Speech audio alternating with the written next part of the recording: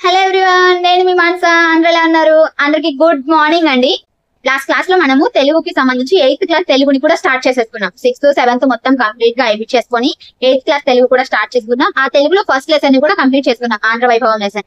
ఈ రోజు క్లాస్ ఏంటంటే దాని తర్వాత లెసన్, సెకండ్ లెసన్ మాతృభూమి లెసన్ గురించి మనం ఇవాళ డిస్కస్ చేసుకోబోతున్నాం. ఆ లెసన్ కి సంబంధించినంత వరకు అంత ఇన్ఫర్మేషన్ ని నేనైతే క్లియర్ గా ఎక్స్ప్లెయిన్ చేసేస్తాను. వీడియోని మాత్రం ఎక్కడ స్కిప్ చేయకుండా పూర్తిగా చూడండి. గ్రామర్ పార్ట్ అయితే అస్సలు మిస్ అవ్వద్దండి, ఓకేనా? ఈ వీడియో కనుక ఎవరైనా ఫస్ట్ టైం చూస్తున్నట్లయితే ప్రీవియస్ గా నేను ఆల్రెడీ 6th 7th తెలుగుకి సంబంధించి టెక్స్ట్ బుక్స్ ని క్లియర్ గా ఎక్స్ప్లెయిన్ చేస్తున్నానండి. అలాగే గ్రామర్ పార్ట్ ని కూడా ఎక్కడ మిస్ చేయకుండా క్లియర్ గా ఎక్స్ప్లెయిన్ చేసేస్తున్నాను. ఆ వీడియోస్ కి సంబంధించిన ప్లేలిస్ట్ లింక్ అనేది డిస్క్రిప్షన్ లో ఇస్తాను, ఒకసారి వెళ్ళి చూసేసేయండి. వీడియోస్ కనుక మీకు నచ్చినట్లయితే లైక్ చేయండి, షేర్ చేయండి, కామెంట్ చేయండి. అలాగే నేను పెట్టే ప్రతి వీడియోని మీరు చూడాలి అనుకుంటే మిస్ అవ్వకుండా మన ఛానల్ అయితే సబ్స్క్రైబ్ చేసేసుకోండి, ఓకేనా? ఇంకెందుకు లేట్, మనమైతే మన టాపిక్ లోకి వెళ్ళిపోదాం, వచ్చేయండి. ఇంకా మనం మన టాపిక్ లోకి వస్తే, మనము 8th క్లాస్ కూడా స్టార్ట్ చేసుకున్నాం. 8th క్లాస్ లో నిన్న ఫస్ట్ లెసన్ గురించి డిస్కస్ చేసుకున్నాము, ఆంధ్ర వైభవం లెసన్. ఇవాళ సెకండ్ లెసన్ మాతృభూమి లెసన్ గురించి ఇవాళ మనం డిస్కస్ చేసుకోబోతున్నాం, ఓకేనా? ఫస్ట్ మన పాఠం యొక్క ప్రక్రియ ఇతివృత్తం అనేది చూద్దాం, ఓకే? మన పాఠం యొక్క ప్రక్రియ వచ్చేసి కథానిక, ఇతివృత్తం, దేశభక్తి, కుటుంబ విలువలు.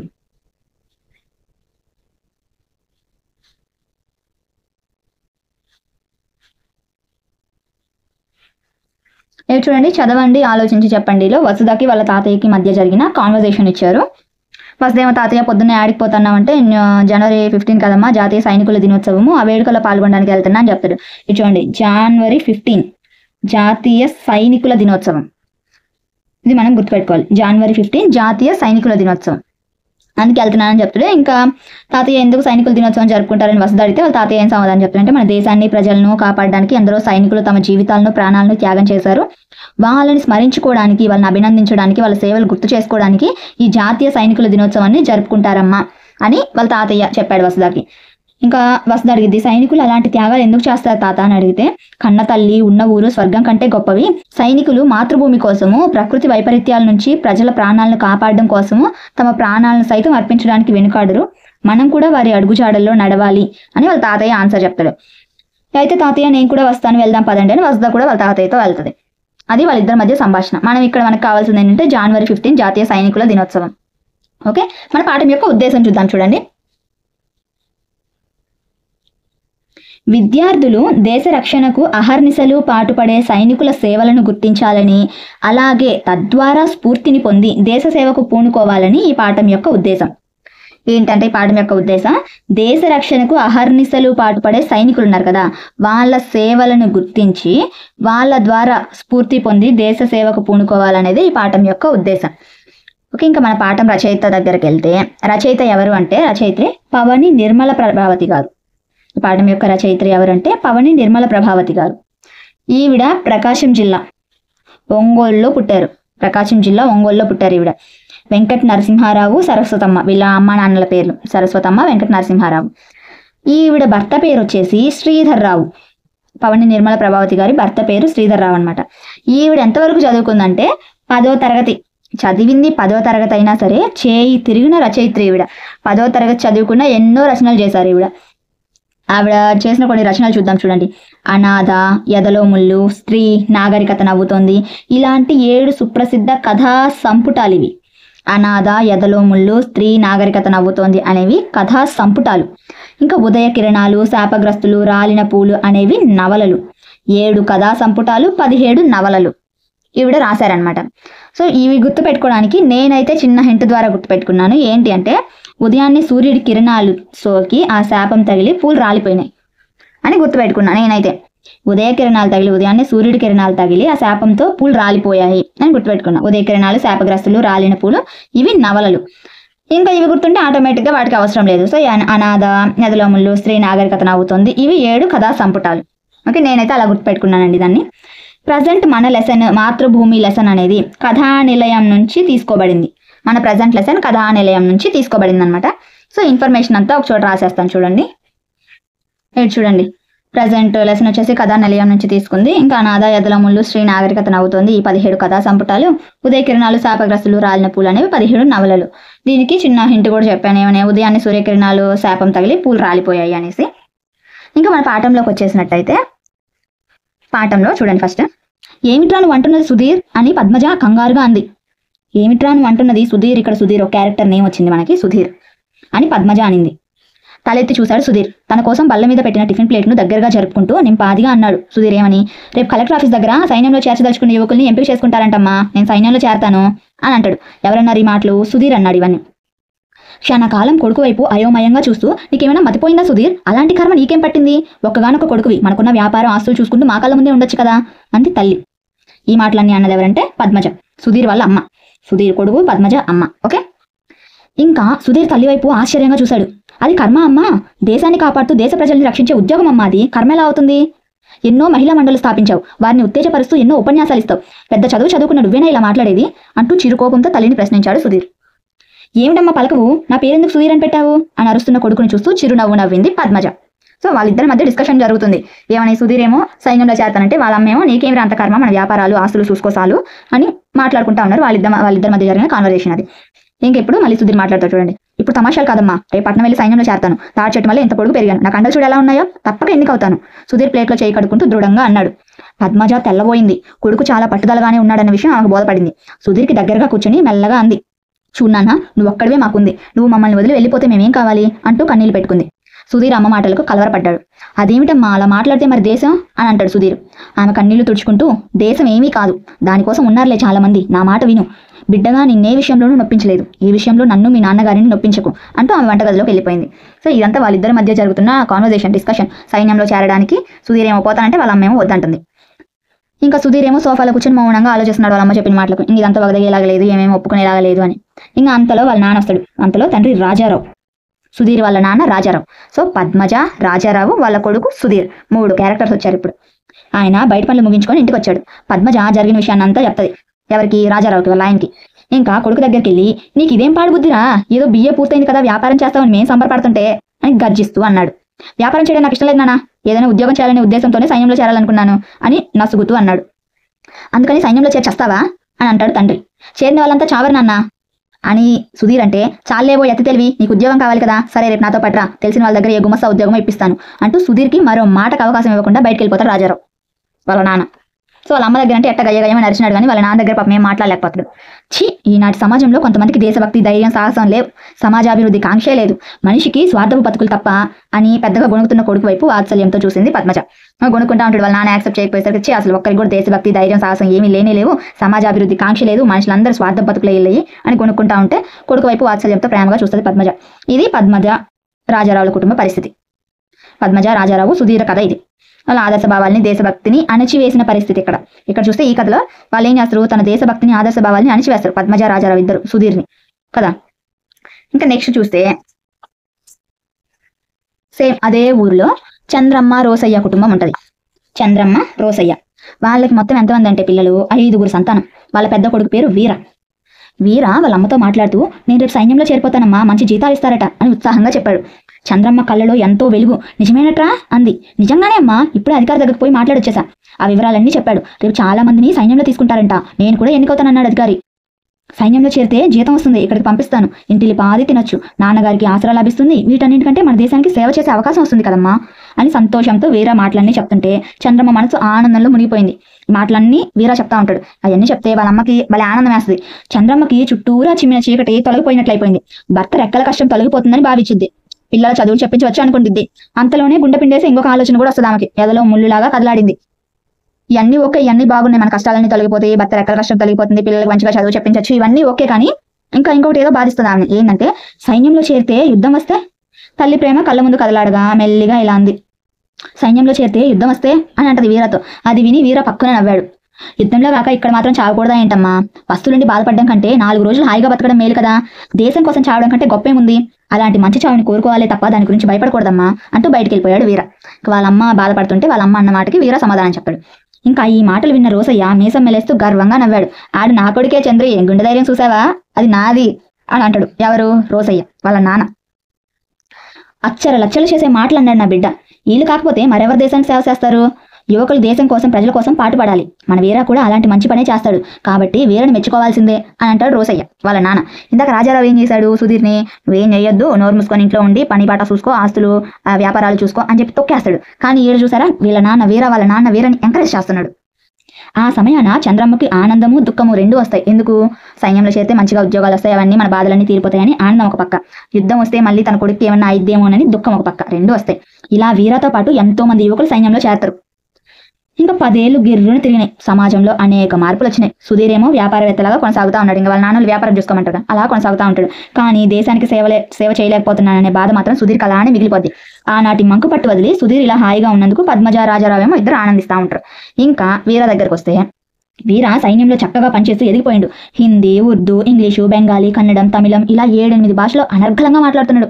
ఇంటికి వచ్చిన ప్రతిసారి తమ్ముళ్లకు, చెల్లెలకు స్వెట్టర్లు, మంచి బట్టలు, వాచీలు, తల్లిదండ్రులకేమో బట్టలు, కప్పుకునే రగ్గులు ఇవన్నీ తెస్తున్నాడు. వాళ్ళు అతడు పంపిన డబ్బుతోనే ఇల్లు కూడా కట్టుకుంటారు, వీర పంపిన డబ్బుతో. ఈసారి వీర సెలవులకు ఇంటికి వచ్చిండు ఎప్పట్లాగే. వీర వచ్చిన ప్రతిసారి వాళ్ళ ఇళ్ళలో పండగే. ఇంకా తమ కుటుంబ పరిస్థితిని తలుచుకొని వీరతో పాటు తల్లిదండ్రులు కూడా సంతోషపడ్డారు. అంతకుముందు ఎలా ఉండేది? తినడానికి కూడా ప్రాపర్గా లేక, చదివించుకోవడానికి లేక, అట్లా కొంచెం పేదరికంలో ఉండేవాళ్ళు. ఇప్పుడు వీరాకి ఉద్యోగం వచ్చిన తర్వాత ఇల్లు కట్టుకున్నారు, బాగా బ్రతుకుతున్నారు. ఇంకా వీర ఆ రాత్రి 6 బయట మంచం మీద పడుకొని ఆకాశం వైపు చూస్తూ ఉన్నాడు. ఆ సమయంలో వీర మనసులో, నా వాళ్ళంతా హాయిగా ఉన్నారు, వాళ్ళకి అన్ని సౌకర్యాలు ఉండేలా చేయగలిగాను, నా కుటుంబ రుణాన్ని ఈ విధంగా తీర్చుకుంటున్నాను, ఇది నాకు ఎంత సంతృప్తిగా ఉందో అనుకుంటూ నిద్రలోకి జారుకుంటాడు. ఈసారి వీర వచ్చిన 3 రోజులకే హైకమాండ్ నుంచి టెలిగ్రామ్ వస్తుంది. ఏమని? యుద్ధం ప్రారంభం కాబోతుంది, నువ్వు వెంటనే రావాలి అని చెప్పి టెలిగ్రామ్ వస్తుంది. ఇంకా దిగాలు పడిన చంద్రమ్మకు వీర ధైర్యం చెప్పేసి తండ్రికి కలతోనే వీడ్కోలు చెప్పేస్తాడు. నవ్వుతూ రైలు ఎక్కాడు. మరి తిరిగి రాలేదు. అంటే ఇంకా యుద్ధంలోనే చనిపోతాడు. శ్రద్ధాంజలి సభ వీర స్వగ్రామంలో పెడతారు. ఆ సభలో పాల్గొనడానికి సుధీరు, రాజారావు కూడా వస్తారు. దానికి ముఖ్య అతిథి ఎవరంటే పద్మజ. సో ఫస్ట్ సుధీర్ సైన్యంలో చేరాలనుకుంటే రాజారావు, పద్మజ వీళ్ళిద్దరు వద్దని చెప్తారు కదా. సో వాళ్ళే వాటికి ముఖ్య అతిథి ఎవరంటే పద్మజ. దాంట్లో పాల్గొనడానికి రాజారావు, సుధీర్ వస్తారు. వీర గురించి సభాధ్యక్షులు చెప్తున్న మాటలు ఆమె హృదయాన్ని పిండేస్తున్నాయి. సభలో పద్మజ మాట్లాడే వంతు వస్తుంది. ఇంకా ఆమె మాట్లాడుతూ ఏం చెప్తుందంటే, వీర, అదే వీరారావు, వీర పూర్తి పేరు వీరారావు, మన గడ్డ మీద పుట్టిన బిడ్డ, దేశాన్ని రక్షించే కార్యక్రమంలో అమరుడవుతాడని మనం ఎవరూ ఊహించలేదు. ఈ సంఘటనకు నా గుండె పగిలిపోతుంది. మరి తల్లి చంద్రమ్మ ఎలా భరిస్తుందో? ఆమె వీరమాత, ఆమె జిజియాబాయి వంటిది. జిజియాబాయి అంటే శివాజీ వాళ్ళ అమ్మ. ఆ తల్లి కన్న ఈ బిడ్డ మన జిల్లాకే కాదు, రాష్ట్రానికే మణిపూస. వీర తల్లిదండ్రులను వేదికపైకి పిలిచి వారిని ఓదారుస్తూ వారిలో ధైర్యాన్ని నింపుతారు. వాళ్ళకి ఆర్థిక సహాయం చేసి వారిని అభినందిస్తారు. ఇంకా సభకు వచ్చిన ప్రతి ఒక్కరూ వీర త్యాగాన్ని కొనియాడతారు. ఆ రోజు రాత్రి చంద్రమ్మ, రోసయ్యలు మంచం మీద కూర్చొని కుమారుని తలుచుకొని బాధపడతారు. ఇంకా రోసయ్య ఏమో భార్యను ఓదారుస్తూ ఉంటాడు. చంద్రమ్మ ఏమో వెక్కి వెక్కి ఏడుస్తూ ఉంటుంది. ఆ పెద్దోళ్ళ మాటలు నాకు అర్థం కాలేదు, కానీ నా బిడ్డ బతికిన 4 రోజులు మన రుణం తీర్చుకోవడమే కాదు, దేశ సేవలో మరణించి జనుల గుండెల్లో నిలిచిపోయాడు. నాకు చాలా సంతోషం వేస్తుంది, అంతకంటే గొప్ప ఇంకేముంటుంది అని అంటది చంద్రమ్మ. ఇంకా తల్లిదండ్రులు ఇద్దరు తమ పిల్లలు కళ్ళెదుటే ఉండాలనుకుంటే, తల్లిదండ్రులందరూ తమ పిల్లలు వాళ్ళ కళ్ళెదుటే ఉండాలనుకుంటే ఎలా? ఈ దేశాన్ని రక్షించేవారెవరు? సేవ చేసేవారెవరు? మనిషి బతకడానికి తిండి, బట్ట, గాలి, నీరు ఎలా అవసరమో దేశ సేవ కూడా అలా ప్రతి వారికి ఊపిరిగా నిలవాలి. మనం మన రెండో అబ్బాయిని కూడా సైన్యంలో చేరుద్దాం, దేశ రక్షణలో భాగస్వామిని చేద్దామంటూ గుండెల్లో బరువును దింపుకొని గోడ మీద వెలిగిపోతున్న వీర ఫోటోను చూస్తూ నిద్రలోకి జారుకుంటుంది. వీర చనిపోయాడని చెప్పి ఆవిడ అంతటితో దిగాలు పడిపోయి ఆగిపోదు. వాళ్ళ రెండో కొడుకుని కూడా సైన్యంలో చేర్చాలని అనుకుంటుంది చంద్రమ్మ. అది మన కథ. ఇందులో ఇద్దరి కథలు, ఎవరు? సుధీరు, పద్మజ, రాజారావు. ఇంకా చంద్రమ్మ, రోసయ్య, వీర, వీళ్ళ గురించి సంబంధించి చూసేసుకున్నాం. ఈ ప్రక్రియ మనం కథానిక అని ఆల్రెడీ చెప్పుకున్నాం. సో అసలు కథానిక అంటే ఏంటో ఇక్కడ ఇచ్చారు చూడండి. కథానిక ఈనాడు పర్యాయ పదాలుగా వాడుతున్నాం. కథానిక అనేది వ్యక్తి జీవితంలో ఒక ముఖ్య సన్నివేశాన్ని, సంఘటనల మధ్య సంబంధాన్ని కళాత్మకంగా చిత్రిస్తుంది. క్లుప్తత అనేది దీని లక్ష్యం. చూడండి, మెయిన్ కథానిక లక్ష్యం ఏంటి అంటే క్లుప్తత. చెప్పదలుచుకున్న విషయం పాఠకుల హృదయానికి హత్తుకునేలా చేస్తుంది. పాత్రలు, నేపథ్యం, కథనం, జీవిత వాస్తవిక చిత్రణ ఈ కథానిక ప్రక్రియలో ముఖ్య భాగాలు. ఏమేంటి అయ్యి? పాత్రలు, నేపథ్యం, కథనం, జీవిత వాస్తవికత చిత్రణ, ఇవి అనేవి ముఖ్య భాగాలు కథానికలో. ఇంకా ఇవి చేయండి. ఇది చూడండి, ఈ పద్యం చదివి ప్రశ్నలకు సమాధానాలు రాయమంటున్నాడు. దేశము మట్టిగా ధనుషు దేశమటన్న మనుషులన్న సందేశమునిచ్చిపోయిన మనిషి మహాశయుడు అప్పరాయు, నా దేశము త్యాగమూర్తుల పవిత్ర మహాశయముల్ ఫలించుచో, దేశము మట్టిగానప్పుడు దేశమనంగా మనుషులేసుమి అని చెప్పింది ఎవరు అంటే ఎస్టీ జ్ఞానానంద కవి. దీని పద్యాన్ని చెప్పింది ఎవరు అంటే ఎస్టీ జ్ఞానానంద కవి. చూడండి, దేశం అంటే మట్టి కాదు, దేశం అంటే మనుషులే అనే సందేశం ఇచ్చిన ఆ మహాశయుడు ఎవరు? గురజాడ అప్పారాయుడు గారు. అలాంటి త్యాగమూర్తులు వాళ్ళ పవిత్ర ఆశయాలు ఫలిస్తూ దేశం అంటే మట్టి కానప్పుడు దేశం అంటే మనుషులే కదా ఇంకా అని చెప్తున్నారు. ఎవరు చెప్పింది? ఎస్టీ జ్ఞానానంద కవి. ఓకే, ఈ పద్యం రాసిన కవి ఎవరంటే ఎస్టీ జ్ఞానానంద కవి. ఓకేనా? ఇంకా నెక్స్ట్ చూడండి, ఈ క్రింది పారాను చదవండి, 4 ప్రశ్నలు తయారు చేయండి అన్న. మనకి ఆ పారాగ్రాఫ్ ఇంపార్టెంట్. భారతదేశ సైన్యాధికారిగా, భారత సాయుధ దళాల మొదటి చీఫ్ ఆఫ్ డిఫెన్స్ స్టాఫ్గా, సైన్యాధికారిగా అలాగే సాయుధ దళాల మొదటి చీఫ్ ఆఫ్ డిఫెన్స్ స్టాఫ్గా పనిచేసిన సైనికుడు ఎవరు అంటే ఆ సైనిక వీరుడు బిపిన్ రావత్ గారు. ఈయన పూర్తి పేరు లక్ష్మణ్ సింగ్ రావత్. ఇతను 1958 మార్చి 16వ తేదీన, ఎప్పుడు 1958 మార్చి 16 ఉత్తరాఖండ్ రాష్ట్రంలో పౌరి జిల్లాలో పుడతాడు. వాళ్ళ భార్య పేరు ఏంటంటే మధులికా రావత్. ఆయన సిమ్లాలోని సెయింట్ ఎడ్వర్డ్ పాఠశాలలో అలాగే కటక్ నేషనల్ డిఫెన్స్ అకాడమీలో చదువు పూర్తి చేస్తాడు. సైన్యంలో ప్రవేశించిన రావత్ సెకండ్ లెఫ్టినెంట్ హోదా నుంచి జనరల్ హోదా వరకు ఎదుగుతాడు. సెకండ్ లెఫ్టినెంట్ హోదా నుంచి సిడిఎస్ జనరల్ హోదా వరకు ఎదుగుతాడు. ఇంకా సైన్యాధిపతి హోదాలో పనిచేస్తున్నప్పుడు దేశ రక్షణ కోసం అనేక సంస్కరణలు చేపట్టారు. ఈయన సీమాంతర ఉగ్రవాదాన్ని ఎదుర్కొనేందుకు కఠిన విధానాలు కూడా ప్రవేశపెట్టారు. ఈయన సేవలకు గుర్తింపుగా భారత ప్రభుత్వం పరమ విశిష్ట సేవా పథకము, ఉత్తమ యుద్ధ సేవా పథకము, అలాగే 2021లో పద్మ విభూషణ్ పురస్కారం కూడా ఇస్తుంది. ఇంకా ఈయన బిపిన్ రావత్ గారు 2021 సంవత్సరం డిసెంబర్ 8న హెలికాప్టర్ ప్రమాదంలో మరణిస్తారు. 2021 డిసెంబర్ 8వ తారీఖున హెలికాప్టర్ ప్రమాదంలో మరణిస్తాడు ఆయన. ఇంకా నెక్స్ట్ చూసుకుంటే క్వశ్చన్ అండ్ ఆన్సర్స్, వ్యక్తీకరణ, సృజనాత్మకత. ఇది చూడండి భాషాంశాలు. పదజాలంలోకి వెళ్తే కార్గిల్, ఈ వాక్యాల్లో గీత గీసిన పదాలు అర్థాన్ని రాయమంటున్నారు. మనకి అర్థం కావాలి. ఓకే, ఇక్కడ అమరులు అంటే మరణం లేనివారు అని, అమరుడు అంటే మరణం లేనివారు. ఇక్కడ అర్థం ఏంటంటే చనిపోయారు అని, కానీ వాళ్ళు అందరి దృష్టిలో మరణించిన వాళ్ళు మరణం లేనివారు అని. ఇంకా వాత్సల్యం, తల్లిదండ్రుల వాత్సల్యం గొప్పది. వాత్సల్యం అంటే ప్రేమ. ఇంకా వీడ్కోలు అంటే వెళ్ళడానికి ఇచ్చే అనుమతి అని. వీడ్కోలు ఇవ్వడం అంటే వెళ్ళడానికి ఇచ్చే అనుమతి.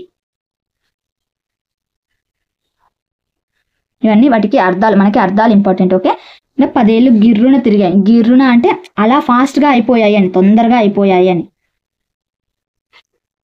నేను చూడండి గీత గీసిన పదాలకు నానార్థాలు రాయమంటున్నారు. కింద గీత గీసిన పదాలకు నానార్థాలు రాయమంటున్నాడు. చూడండి, తల్లి అనే పదానికి నానార్థాలు రాయమన్నాడు. అమ్మ, మొదటిది,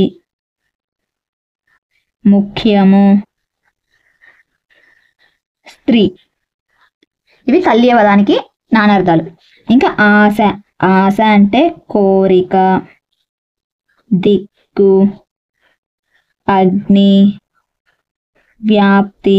ఇవన్నీ ఆశ అనే పదానికి నానార్థాలు.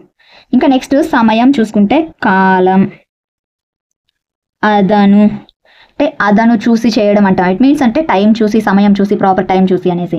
నెక్స్ట్ ప్రతిజ్ఞ, అవకాశం. సమయం కోసం ఎదురు చూస్తున్నాను అంటే కొన్ని సందర్భాల్లో అవకాశం, ప్రాపర్గా అవకాశం కోసం ఎదురు చూస్తున్నాను అంటాం అలాగా. ఇంకా తర్వాత పేరు, పేరు అంటే నార్మల్గా నామం, నామము, కీర్తి, పేరు ప్రతిష్టలు కీర్తి అంటాం కదా, సో అలాగా కీర్తి.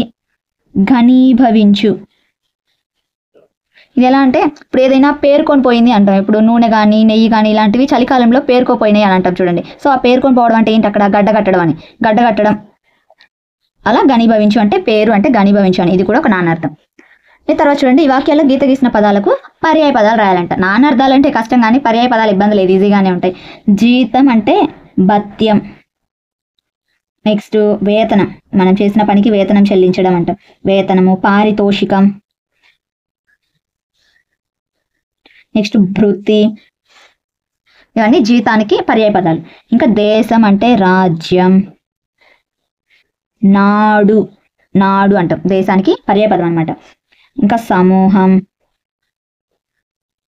భూమి.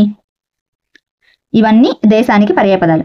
ఇంకా యుద్ధం అంటే రణము, సంగ్రామం, పోరు, కథనం, సమరం. సమరం అన్నా కూడా యుద్ధమే. నెక్స్ట్ కుమారులు, కుమారులు అంటే పుత్రులు, కొడుకులు, సుతులు, ఆత్మజులు, తనయులు. ఇవన్నీ కుమారులకి పర్యాయ పదాలు. ఇవి చూడండి ఇంకా ప్రకృతి వికృతి పదాలు ఇచ్చారు ఇక్కడ. ఫస్ట్ చూడండి నిదుర, నిదుర అనేది వికృతి, నిద్ర అనేది ప్రకృతి. ఇంకా రెండోది పత్తనం, పత్తనం అనేది వికృతి. పెద్దతనం, పెత్తనం అంటాం చూడండి, పెద్దతనం అనేది ప్రకృతి.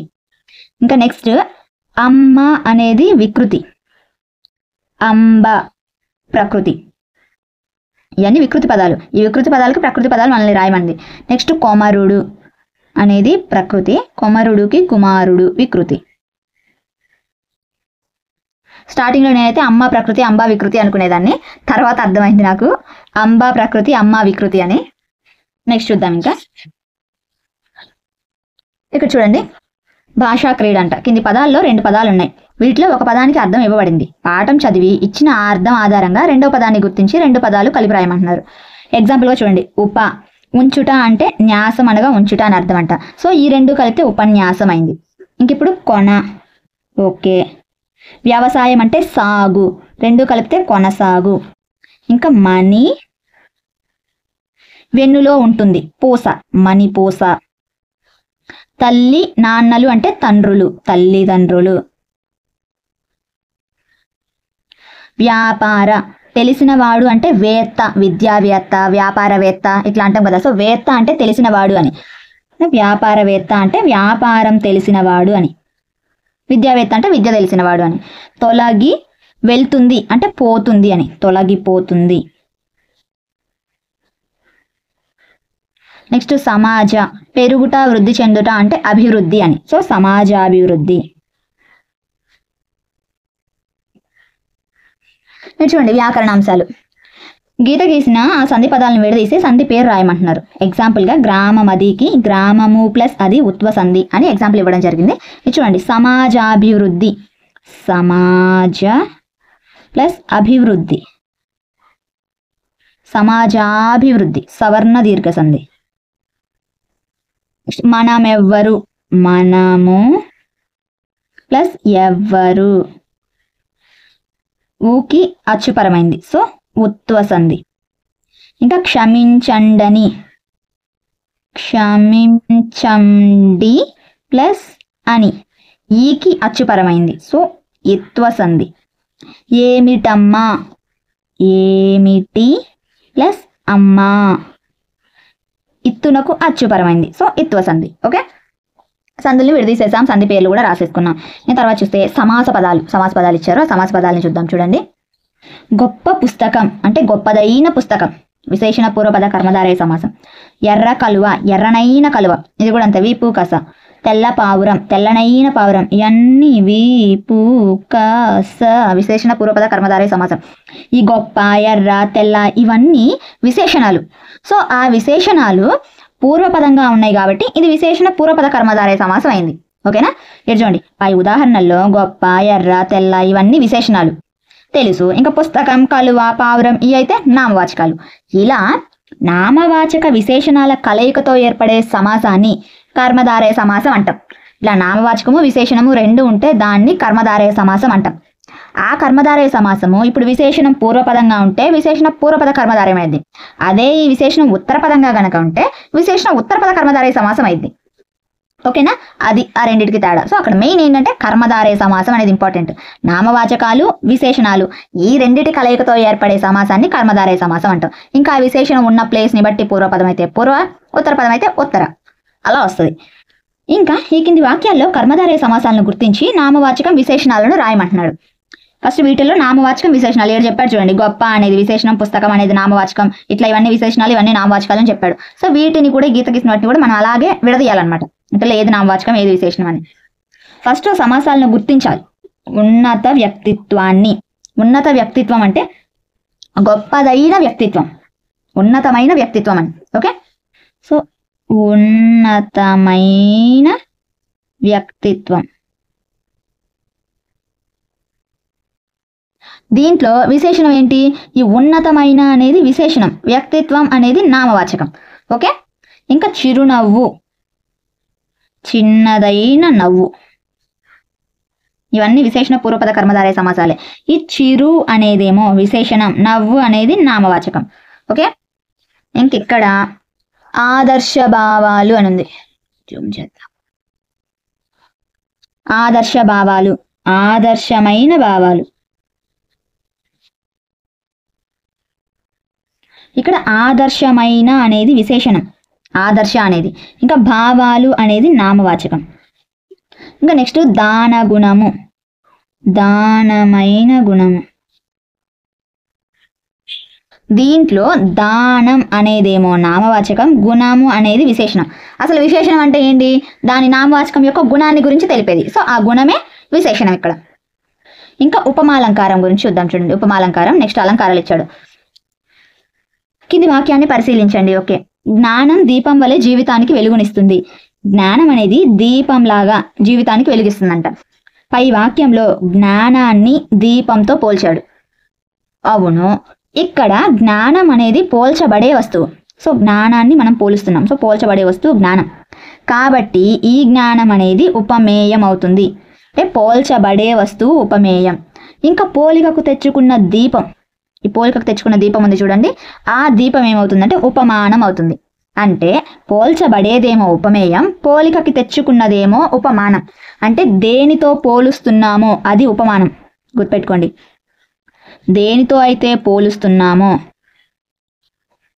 ఇలా అంటే గుర్తుండిద్ది మనకి బాగా. దేనినైతే పోలుస్తున్నామో అది ఉపమేయం.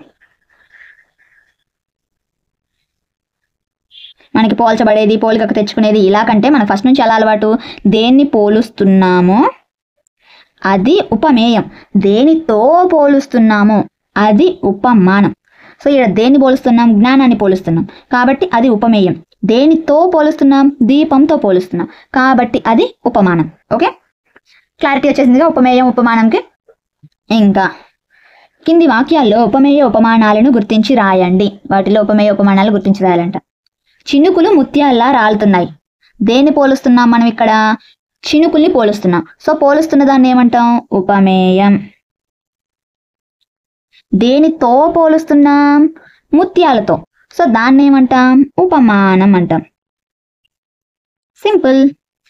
నీ మాటలు అమృతం వలె సంతోషాన్ని ఇస్తున్నాయి. ఎవరి మాటలు?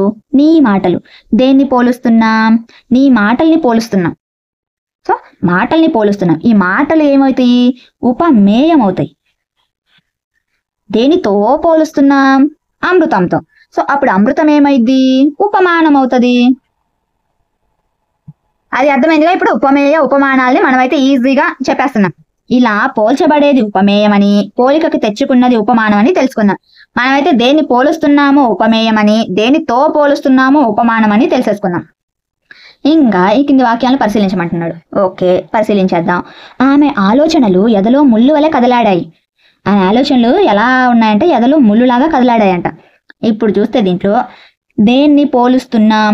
ఆలోచనల్ని పోలుస్తున్నాం. సో ఇది ఉపమేయం. వాటిని దేంతో పోలుస్తున్నాం? ఎదలో ముళ్ళులాగా. ఎలా గుచ్చుకుంటున్నాయి? ఎదలో ముళ్ళులాగా గుచ్చుకుంటున్నాయి. సో అప్పుడు ముళ్ళులు అనేది ఉపమానం. ఇంకా వాటికి ఉపమా వాచకం అని ఉంటుంది. ఈ రెండింటిని కలిపేదన్నమాట. ఏందది? ఉపమేయ ఉపమానాల అనుసంధానకర్తని ఉపమా వాచకం అంటాం.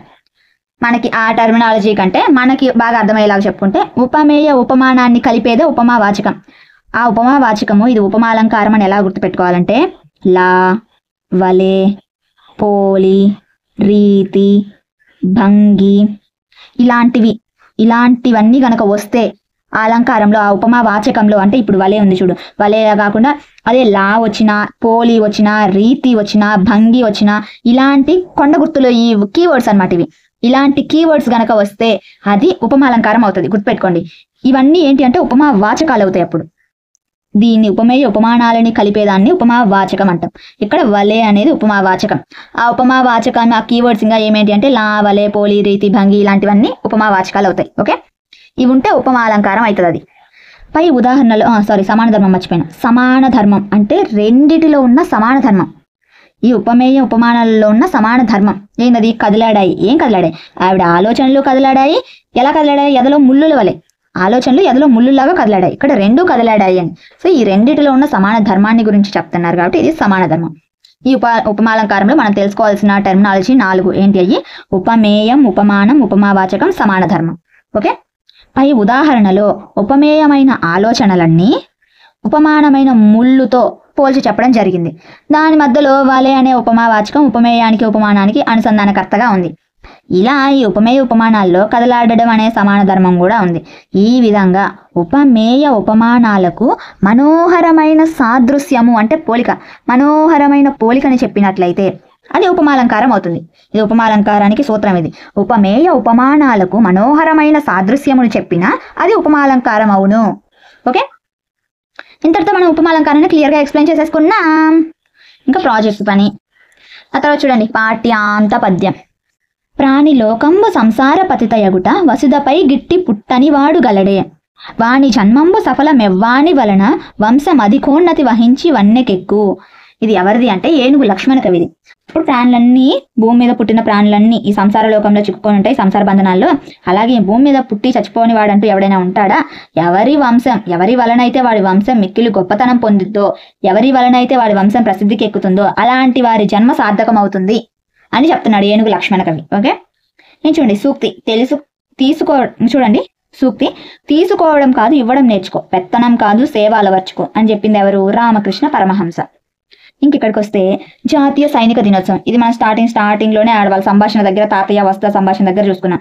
జనవరి 15 జాతీయ సైనిక దినోత్సవం అంటారు అని. ఏంటి చూడండి, మేటి పద్యాలు. పరమ దయాకర శుభకర నరవరనుత గరుడ గమన నగధర పరమ మురహర బరహర మాధవ ధరధరనుత ధవల నయన దశరథ తనయ. ఈ పద్యంలో అన్ని తలకట్లే ఉన్నాయి, గమనించండి. అవును, గమనించాము. చూడండి అన్ని తలకట్లు. ఇది ఒకటే దీర్ఘ దయాకర అని. ఓకే, ఇంకా నెక్స్ట్ వచ్చేస్తే అమృత నిష్యంది పల్లకి హ్లాదమునకు రాగిని దివ్య సమ్మోద రాగమునకు తేనె తేటల నవకంబు సోనలకును సాటి యగును మా తెలుగు భాషామ తల్లి. ఇది చెప్పింది ఎవరు అంటే సురవరం. దీన్ని ఎలా గుర్తుపెట్టుకుంటారంటే ఇది చూడండి, అమృతం. నేను ఎట్ట గుర్తుపెట్టుకున్నానో చెప్తా. ఇన్ని పద్యాలు ఇవన్నీ ఎవరు రాశారు, ఒకవేళ పొరపాటున ఎవరు రాశారు ఇదని అడిగితే ఎట్ట చేద్దాం. అందుకని నేను ఏం చేశానంటే అన్నిటికీ చిన్న చిన్న హింట్లు పెట్టేసుకున్నా స్టార్టింగ్లోనే. ఇప్పుడు అమృతం, ఇక్కడ సురులు అంటే ఎవరు? దేవతలు. అసురులు అంటే ఎవరు? రాక్షసులు. ఇప్పుడు వరాలు ఎవరిస్తారు? సురులు ఇస్తారు. సో వాళ్ళకి వరాలు ఎలా వస్తాయి? అమృతం తాగడం వల్ల వస్తాయి. సురులకి అంటే దేవతలకి అమృతం తాగడం వల్ల వరాలు వస్తాయి. నేనైతే దీన్ని అలా గుర్తుపెట్టుకున్నా. మీకు యూజ్ అయితే గుర్తుపెట్టుకోండి, ఎవరికైనా యూజ్ అయిద్దేమో అనే ఉద్దేశంతో ప్రతిదీ చెప్పేసుకుంటా పోతున్నా. ఇంకా చూడండి, అందముల చిందు తీరు తీయములు గలిగి ముద్దు గులికెడు నుడి కారములను గలిగి లలిత జాతీయములు గలిగి ఎలరు చుండు తేట తేనియ మూట మా తెలుగు మాట తేట వెన్నెల వెలుగులు తెలుగు నుడులు. ఇది ఎవరు అంటే నాలం కృష్ణారావు గారు. ఈ పద్యం రాసింది ఎవరు? పద్యం గురించి చెప్పింది ఎవరంటే నాలం కృష్ణారావు గారు. మన తెలుగు భాష గురించి ఈ రెండు పద్యాలు మన తెలుగు భాష గురించే చెప్తున్నారనమాట. సో దీన్ని ఎలా గుర్తుపెట్టుకున్నా అంటే నాలం కృష్ణారావు. కృష్ణుడు ఎలా ఉంటాడు? అందంగా ఉంటాడు. అందముల చిందు తీరు కలిగి ఉంటాడు. అందాలోలికే తీరు కలిగి ఉంటాడు కృష్ణుడు. సో నాలం కృష్ణారావు, అందంలో చిందు తీరు. నేనైతే అలా గుర్తుపెట్టుకున్నా. ఓకేనా. ఇంకా పాఠాంత అంశం చూస్తే అల్లూరి సీతారామరాజు గారు. ఇది ఏకపాత్రాభినయం.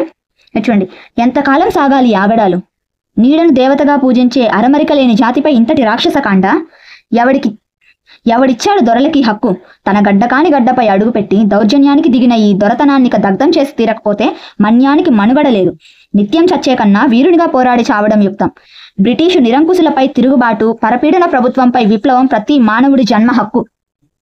ఈ సీతారామరాజు ఒక్కడే కాదు, మన్యం వీరుల కొనవూపిరున్నంత వరకు సీమదొరల శబ్దం భరత ఖండంలోనే వినిపించ వీలులేదు.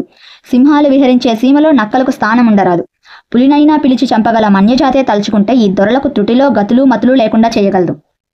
3 నెలల బిడ్డను కట్టుకుని స్వాతంత్ర పోరాటం సలిపిన ఝాన్సీ లక్ష్మియే మనకు విప్లవ స్ఫూర్తి. నరుడు తలుచుకుంటే నల్లరాళ్లు బద్దలవుతాయి. పదండి వీరులారా, విజయం మనదే. మల్లు ఘటం పడాలు అశేష మన్య శౌరులారా, కరిపై లంఘించే కొదమ సింగంలారా, కదలండి కథనానికి. ఇది అల్లూరి సీతారామరాజు గారి ఏకపాత్రాభినయం. చూడండి, ఇక్కడ ఏకపాత్ర అంటే ఇచ్చారు. ఇదంతా దేని గురించి?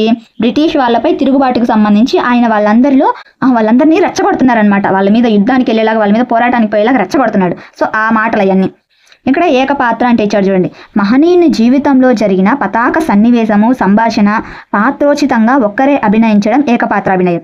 ఇప్పుడు ఆయనలాగా వేషం వేసుకొని ఇదంతా ఒక్కలే కనుక చెప్పారనుకోండి, డైలాగ్స్ అన్ని చెప్పారనుకోండి, సో అదే ఏకపాత్రాభినయం.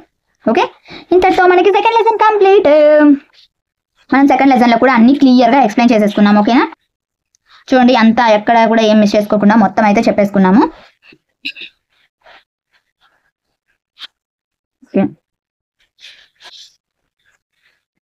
చూసారు కదా, 8th క్లాస్ తెలుగులో సెకండ్ లెసన్ మాతృభూమి లెసన్ ని కూడా మనమైతే క్లియర్గా ఎక్స్ప్లెయిన్ చేసేసుకున్నాము.